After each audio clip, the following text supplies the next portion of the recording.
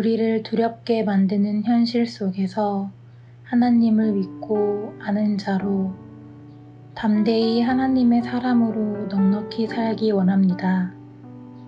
다 함께 사도신경으로 우리의 신앙을 고백하겠습니다.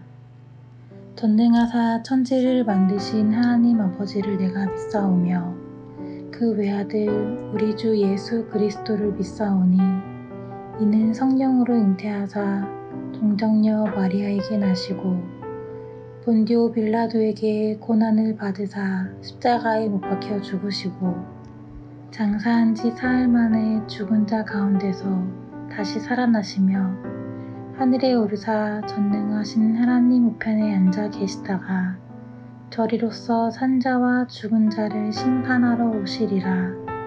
성령을 믿사오며 거룩한 공회와 성도가 서로 교통하는 것과 죄를 사하여 주시는 것과 몸이 다시 사는 것과 영원히 사는 것을 믿사옵나이다. 아멘.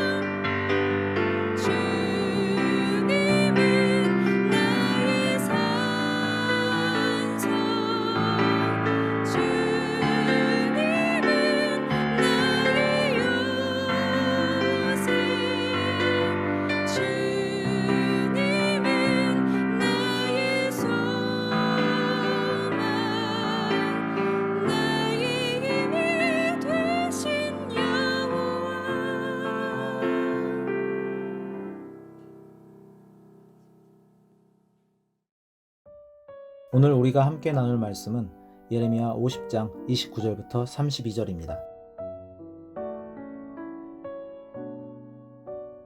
활 쏘는 자를 바벨론에 소집하라. 활을 당기는 자여 그 사면으로 진을 쳐서 피하는 자가 없게 하라. 그가 일한 대로 갚고 그가 행한 대로 그에게 갚으라. 그가 이스라엘의 거룩한 자 여호와를 향하여 교만하였음이라. 그러므로 그 날에 장정들이 그 거리에 엎드러지겠고 군사들이 멸절되리라. 여호와의 말씀이니라. 주 만군의 여호와의 말씀이니라.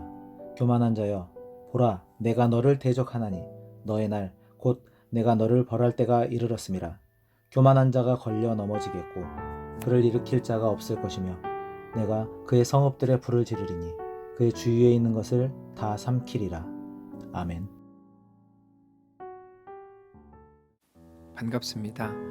오늘 예레미야 50장 29절부터 32절까지를 중심으로 소망이라는 주제의 말씀을 함께 나누겠습니다. 바벨론의 멸망은 눈에 보이는 이유들이 분명히 있었지만 사실 그 속에는 하나님의 붙드심, 하나님의 이끄심이 그 이유였다고 말씀을 하셨습니다. 우리 앞에 일어나는 모든 역사가 마찬가지입니다. 우리는 우리 눈에 보이는 현실적인 이유들이 전부라고 생각하지만 언제나 눈에 보이는 것이 전부가 아닌 것을 알아야 합니다. 눈에 보이는 것이 전부가 아니라는 말은 그게 가짜라거나 허상이라는 말이 아니라 하나님이 그것보다 더 크시다는 것을 알아야 된다는 말입니다. 그래서 그게 전부가 아니고 하나님이 계시다 이런 말이죠. 오늘 본문에도 그것을 정확하게 말씀을 하십니다. 오늘 본문에서는 먼저 활 쏘는 자를 바벨론에 소집하라 이렇게 말씀을 하시는데 그것은 바벨론에 대한 무시무시한 징계를 위해서입니다.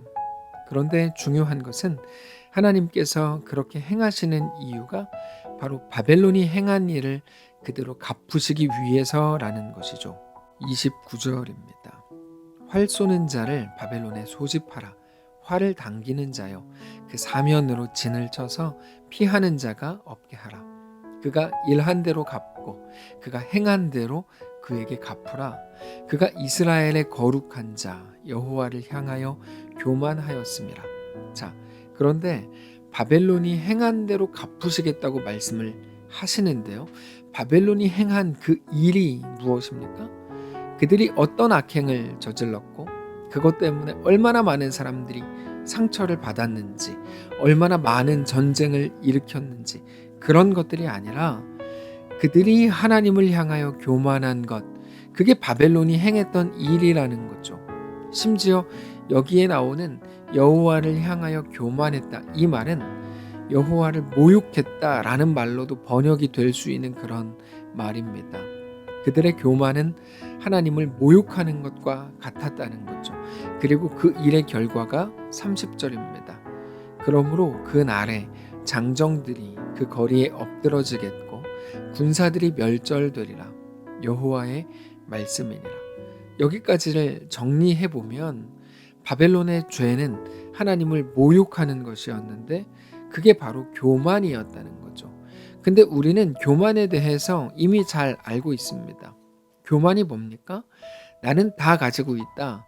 그래서 나에게는 어떤 은혜도 필요 없다. 이게 교만이라고 말씀을 드렸습니다. 그리고 그게 하나님을 모욕하는 일이라는 거죠.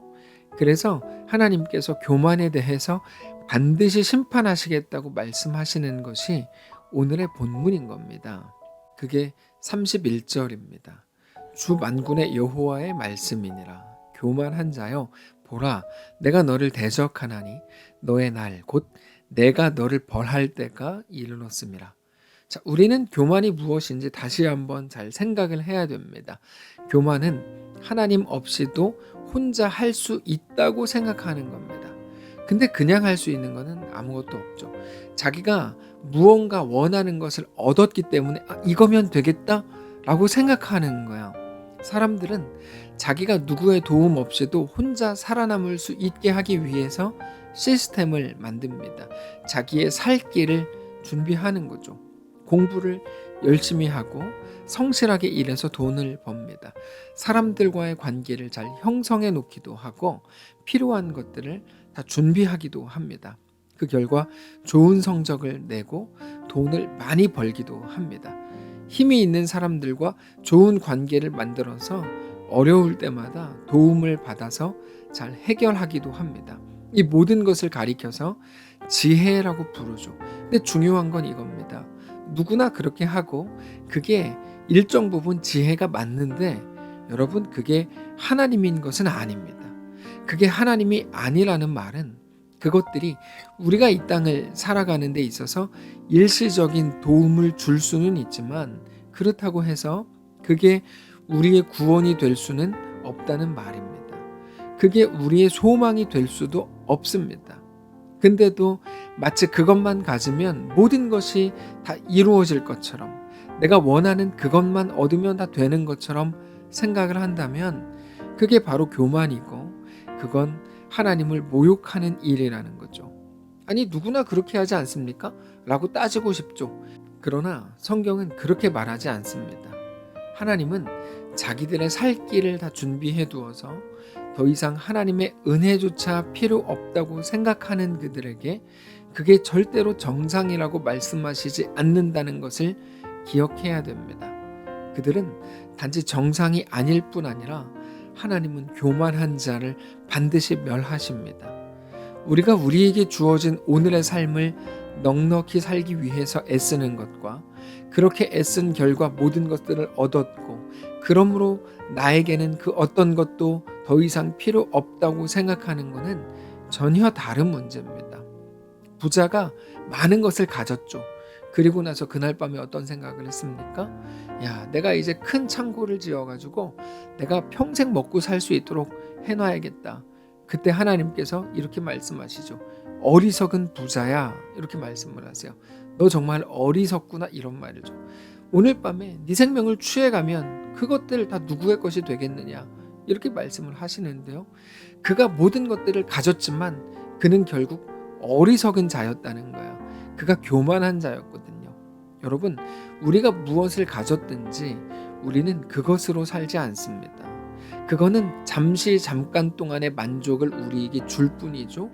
그것들은 우리를 살게 할 수 없습니다. 오직 하나님만 우리를 살게 하시는 분인 것을 믿으시기 바랍니다. 성경은 교만을 보고 패망의 선봉이라고 말씀을 하십니다. 잠언 16장인데요. 교만은 패망의 선봉이요 거만한 마음은 넘어짐의 앞잡이니라.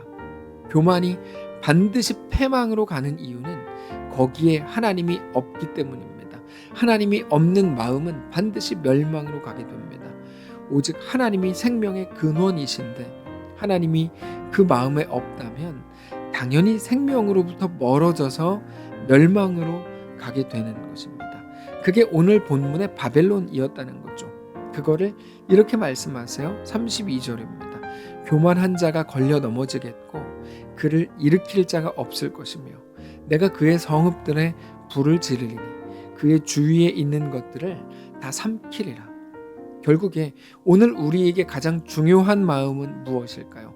그것은 하나님이 나의 유일한 소망이요 나의 전부요 나의 피난처라고 고백하는 그 마음입니다. 우리는 그리스도인으로 이 땅을 살면서도 너무나 많은 부분에 소망을 두려고 합니다. 소망이라는 것은 바라는 마음, 바라보는 무언가를 의미하는데 이것도 이렇게 되어야 하고 저것도 가져야 되고 그거는 내가 원하는 대로 안 되면 안 될 것 같다고 하는 그 모든 내용들이 너무 많다는 말입니다. 근데 여러분, 사람에게 원함이 어떻게 없을 수 있겠습니까? 그리고 원함이 없는 게 그게 정상입니까? 다만 원함이 있는 가운데에서도 그것의 한계가 무엇인지를 정확히 알아야 합니다. 원함이 죄인 거는 아닙니다. 그러나 그게 내 마음속에서 어느 순간 원래 주인이신 하나님을 압도할 때, 그래서 거기에 집착하게 될 때 그때 문제가 시작되는 겁니다. 전에도 한번 말씀을 드렸지만 한 어린아이가 화장실에 들어갔는데 화장실 문이 잠겼다 그랬죠. 그래서 막 엉엉 울고 난리가 났어요. 아빠 문 열어주세요. 아빠가 밖에서 막 문을 이렇게 했는데도 안 열리는 거예요. 이 아빠가 어떻게 합니까? 환풍구를 통해서 화장실로 들어가죠. 그리고 아이를 안아주죠. 아이는 여전히 문을 열고 밖에 나가지 못했는데 아빠가 와 있다는 거, 자기를 안아줬다는 것만으로도 마음이 다 풀린 거예요. 다 해결된 거죠. 이 아이가 자랐습니다. 그리고 혼자 답답한 일을 맞이했죠. 그리고 생각해 보니까 나 옛날에 혼자 화장실에 갇힌 적이 있었는데 그때의 느낌과 너무 똑같은 답답함을 느꼈다는 거죠. 하나님께 기도합니다. 하나님, 나를 붙들어 주십시오. 피할 길을 주십시오. 그때 하나님께서 환상 중에 자기를 꼭 안아주세요. 근데 그 사람은 그렇게 말하죠. 하나님 안아주시는 거 말고요, 이 일을 해결해 달라고요. 그때 하나님 이렇게 말씀하십니다. 내가 안아줬다. 내가 너와 함께한다. 걱정하지 마라. 그랬는데도 그 사람은 여전히 항변해요. 하나님 말고요. 내가 원하는 그것을 이루어 달라고요. 여러분, 바로 그거를 말하는 겁니다. 원래 주인이신 하나님을 내가 생각하는 정답이 압도해 버릴 때가 있다는 거죠. 그게 교만이고요. 그때부터 우리 영혼에는 심각한 문제가 시작된다는 겁니다. 자족하는 마음은 사라지고 원하는 것이 없으면 조급해지고 반대로 원하는 것을 얻으면 이제 모든 걸 이루었다고 생각하는 그 안심이 우리 마음을 지배하게 될 때 그게 교만이고 그것으로 인해서 우리 영혼은 반드시 무너지게 된다는 겁니다. 사랑하는 성도 여러분, 그러므로 오늘 우리의 마음을 돌아보실 수 있기를 바랍니다. 우리는 우리의 연약함, 우리의 결핍의 상황을 보면서 언젠가부터 세상에 소망을 두기 시작했습니다. 그게 돈일 수도 있고 자녀일 수도 있고 관계일 수도 있고 건강일 수도 있겠는데요. 그러나 그런 것들은 절대로 소망이 될 수 없습니다. 어떤 분들은 말하죠. 누가 그거 소망이래요? 그냥 갖고 싶은 거예요. 그러면서도 그분의 말과 생각과 결정하는 모든 것을 보면 저분은 그거를 소망 삼고 있구나, 이거를 깨닫게 되죠. 그런데 여러분, 그리스도인에게 있어서의 소망은 절대로 이 땅에 속한 것일 수 없다는 것을 기억하셔야 됩니다. 우리의 소망은 오직 한 분 하나님이신 것을 기억하시기 바랍니다. 그렇게 오늘 모든 것을 가졌다고 해도 오직 하나님 한 분만으로 만족하시기를 바라고, 모든 것을 잃어버린 그 순간에도 하나님 한 분으로 안심하실 수 있기를 바랍니다. 그렇게 하나님께 소망을 두는 사랑하는 모든 백성들 되시기를 축복합니다. 기도하겠습니다. 살아계신 하나님, 감사합니다. 오늘 우리의 삶의 모든 환경과 모든 현실 속에서 하나님만 나의 소망이신 것을 정직히 고백하는 복된 날 되게 하옵소서. 우리 주인 되신 살아계신 예수님의 이름으로 기도합니다. 아멘. 사랑하는 성도 여러분, 하나님께서 오늘 하루를 우리에게 허락하셨습니다. 믿음을 가지고 우리에게 허락된 모든 현실 속을 넉넉히 걷게 되시기를 바라고, 모든 것을 가진 순간에, 반대로 어떤 것도 가지지 못한 순간에도 하나님으로 인하여 만족하고 주님을 찬양하는 귀한 우리의 오늘 되시기를 축복합니다.